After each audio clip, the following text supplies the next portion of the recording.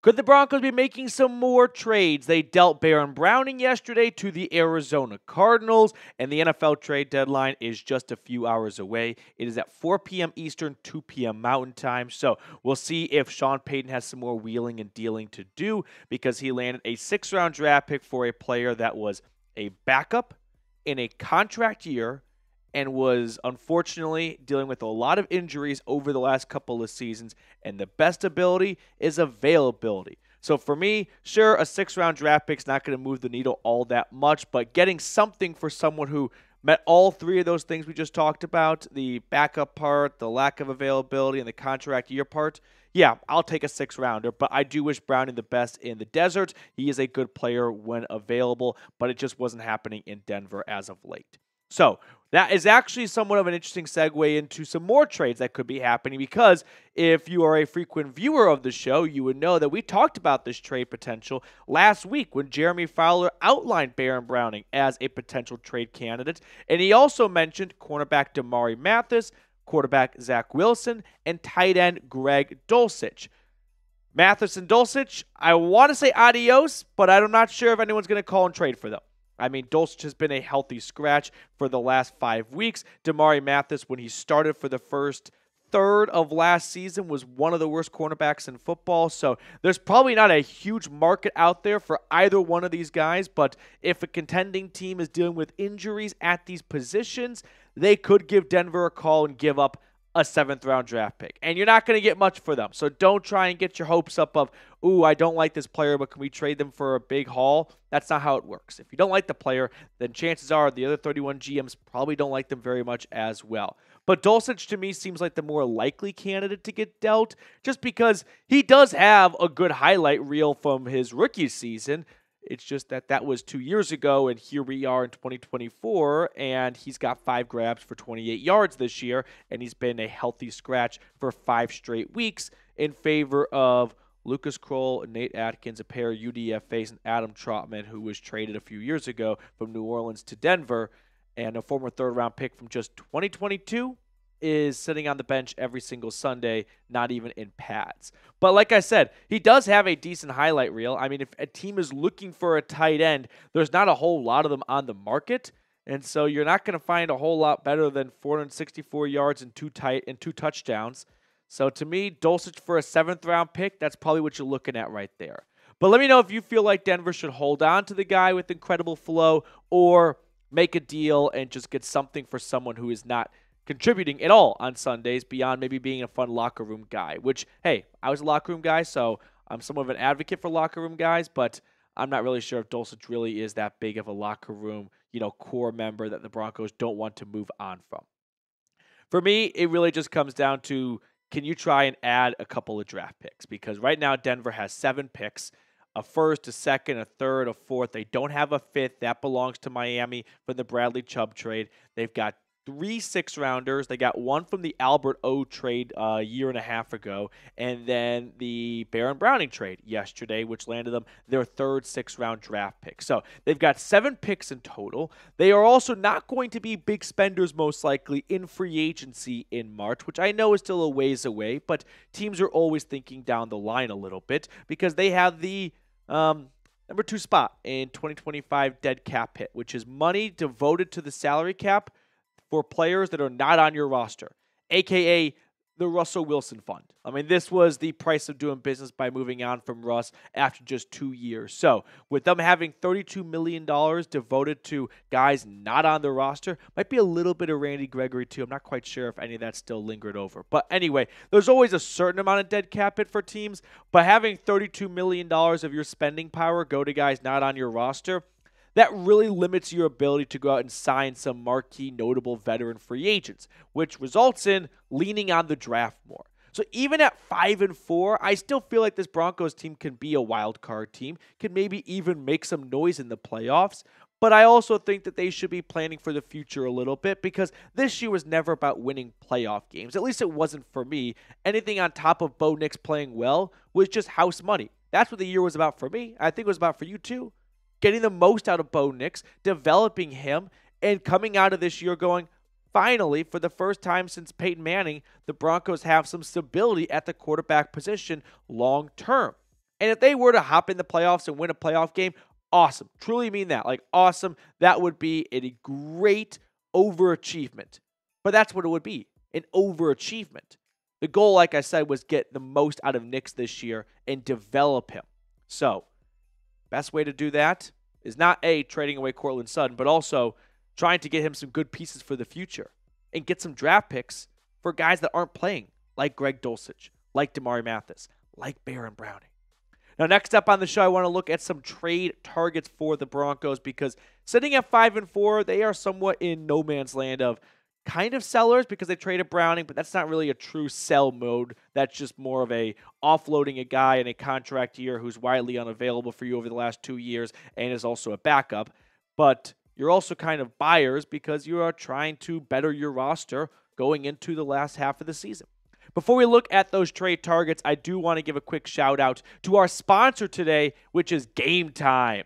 If you want to go see a Broncos game when they come back from Kansas City, or an Avs game, or a Nuggets game, visit Game Time, because with Game Time picks, it'll filter out the fluff for you to show you only incredible deals on great seats. That way you're not spending 30 to 60 minutes searching through thousands of tickets. One thing I love about Game Time is they have this all-in pricing option. There is nothing worse than spending 30 minutes looking for tickets, getting to checkout, and seeing a bunch of fees. With Game Time, you can see what the actual all-in, out-the-door sticker price is before you spend 30 minutes searching. So take the guesswork out of buying tickets with Game Time. Download the Game Time app, create an account, and use code CHATSPORTS for $20 off your first purchase. Terms apply. Again, create an account and redeem code CHATSPORTS for $20 off. I put all that information in the comments and description of today's video. Download Game Time today. What time is it? Game Time. So let's switch our attention from maybe some guys that could be traded away to guys the Broncos could be trading for, because Jeremy Fowler also added this in his what's now kind of one-for-one take on Baron Browning being dealt, and that is, it wouldn't shock him to see the Broncos comb the market for a pass-catching running back. Sean Payton had a lot of those in New Orleans, and he's not really having a ton of success from the running back position as a whole at the moment. So, earlier last week, we talked about some trade targets. Zach Moss just got injured, so cross him off your list. But that, to me, leaves 4 viable trade targets at the running back position. Travis Etienne, James Conner, Devin Singletary, Chuba Hubbard. Now, I'm going to cross off James Conner because they just beat the Bears. They're first in the NFC West. Conner's playing super well, so he's not going anywhere. So that leaves me with 3 running backs on 3 losing teams that are healthy. Etienne, Singletary, and Chuba Hubbard.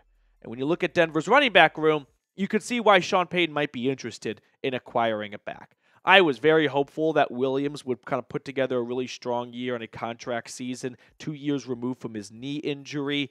But unfortunately, despite a little stretch he had of some solid play, he's kind of regressed back to the way he started this year, which is a guy who gets 13 carries for 45 yards and a touchdown maybe every 3 or 4 weeks.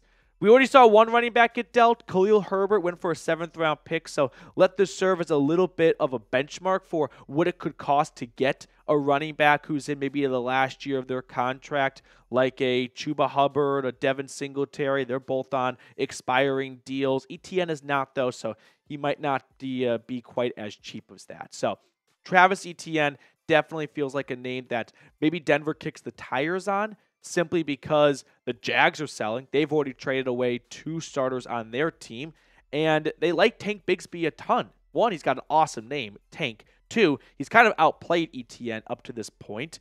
3, if Sean Payton feels like, you know what's going to really develop Bo Nix better than anything else is having a solid run game to lean on. And if the Jags are having a little bit of a yard sale and you can get Etienne for cheap, and he's not going to be a short-term rental. Like, he still has a couple of years left on his rookie deal. It could make some sense for both sides. Personally, if it's going to cost you anything more than a 5th-round draft pick, I wouldn't do it. I don't think Etienne is going to come in here and dramatically change the trajectory of where this team is headed to the point where it's worth giving up a valuable draft pick. And for me, rounds 1 through 5 are valuable draft picks. Obviously, closer to round 1 than 5. So I would say no to Etienne unless it's going to cost you a 6th or 7th. At that point, sure, what do you have to lose? A 6th or 7th rounder that's probably going to turn into nothing, like 95% of all 6th and 7th round draft picks in the NFL. But anything more than that, no go on Etienne. Now, another position they could be looking to target is wide receiver.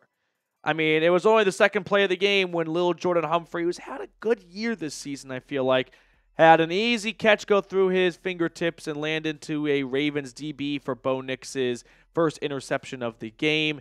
And that might be a tipping point for the Broncos front office to go, we need to add a receiver. Josh Reynolds is on injured reserve with a finger injury, and then he was shot when leaving a strip club at 3 a.m. So there's that. Courtland Sutton is good. Humphrey is up and down, fumble, and then basically an interception in the last 2 weeks. And Devon Vele is a pretty solid rookie, not going to lie. So with that, here are 6 wide receivers I could see warranting a trade or getting some attention at the deadline. Mike Williams, maybe come back to the AFC West. I wouldn't be surprised if the Chargers trade for Mike Williams. Darius Slayton is a name I do like for Bo Nix.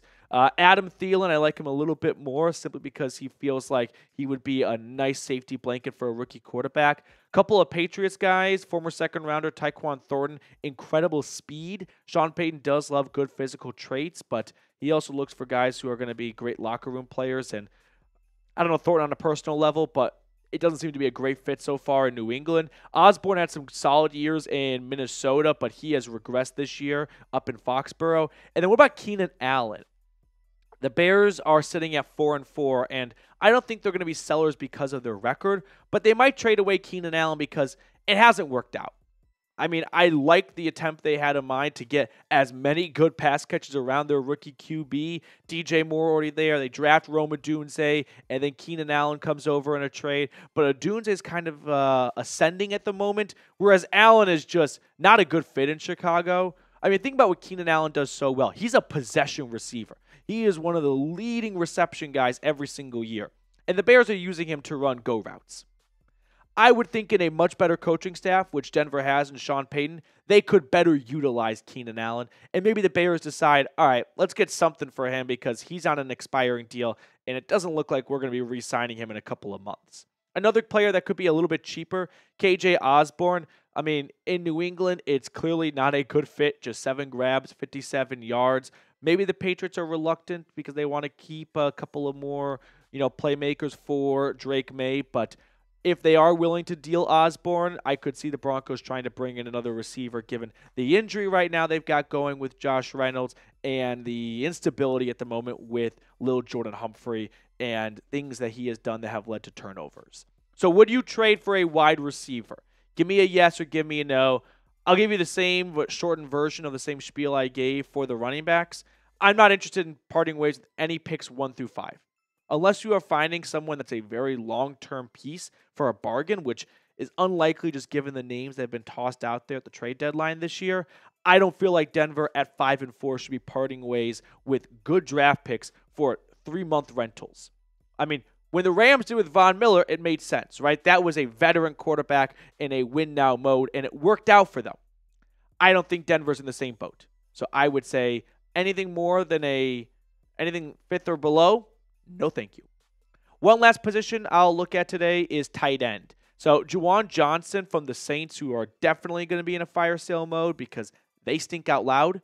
Maybe we see Sean Payton once again target a former player of his. The Broncos need some help at tight end. 225 yards and 1 touchdown might not jump out to you as a great fantasy tight end, but keep in mind that Denver's tight end room has produced diddly squat up until the last 2 weeks or so, which maybe the last 2 weeks is enough to give encouraging thoughts to Payton about not trading for a tight end. But if there is a tight end to trade for, I don't think it's David Njoku. Don't get your heart set on that. I think it might be Juwan Johnson. That will do it for us on today's episode. Hopefully, I'll be talking to you guys in a couple of hours with a trade because trades are fun, are they not? And we'll be breaking it down for you here on the channel. So make sure to subscribe and turn on your notifications.